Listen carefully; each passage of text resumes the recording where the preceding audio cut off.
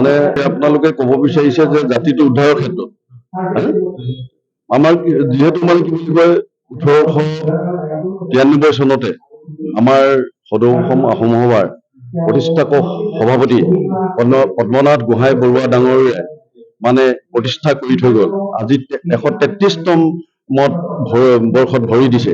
গতিকে আজি 133তম বৰ্ষত আমি এটাই ইয়াৰ পৰা বাৰ্তা পঠিয়াব বিচাৰো যে যিহেতু আমাৰ অসমত সদৌ ধুবুৰীৰ পৰা মানে শদিয়ালৈ যিখিনি অসমত আহোম মানুহ বসবাস কৰি আছে, সকলোকে এটা ছাতিৰ তলত আহি আমাৰ যিবিলাক সমস্যা সমাধান আছে, মানে এতিয়া যিবিলাক লোকপিয়ল হবলৈ গৈ আছে, আমাৰ প্ৰতিটো জিলাত য'ত যেনেকে যিমানবিলাক মানুহ আছে গোটেইটা লোকপিয়ল হ'ব। গতিকে আমি মানে শদিয়াৰ পৰা ধুবুৰীলৈকে যিমানখিনি মানুহ আছে আমি সকলোখিনিয়ে একত্ৰিত হৈ আমি এখন বৰ অসম গঢ়িবলৈ বিচাৰিছো।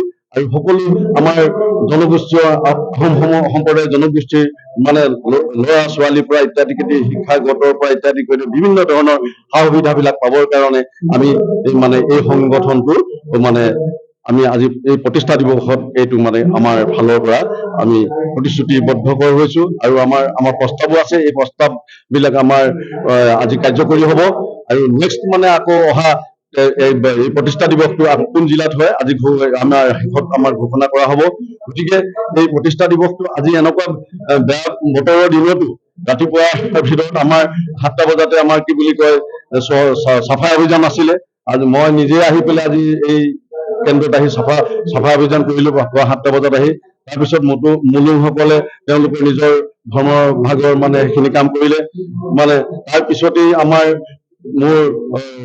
যিটো মানে ন্যায়ালয়ৰ সন্মুখত যিটো পদ্মনাথ গোহাঁই বৰুৱাৰ হেৰি আছে তাতে বন্তি প্ৰজ্বলন কৰিলে অসম আহোম সভাৰ কেন্দ্ৰীয় সমিতিৰ সাধাৰণ সম্পাদক আমাৰ তপন গগৈ ডাঙৰীয়াই।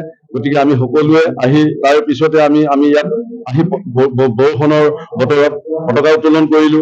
কেন্দ্ৰীয় সমিতিৰ সভাপতি শশাংক নেওগে কৰিলে। তাৰপিছত মই উদযাপন সমিতিৰ সভাপতি মই কৰিলো।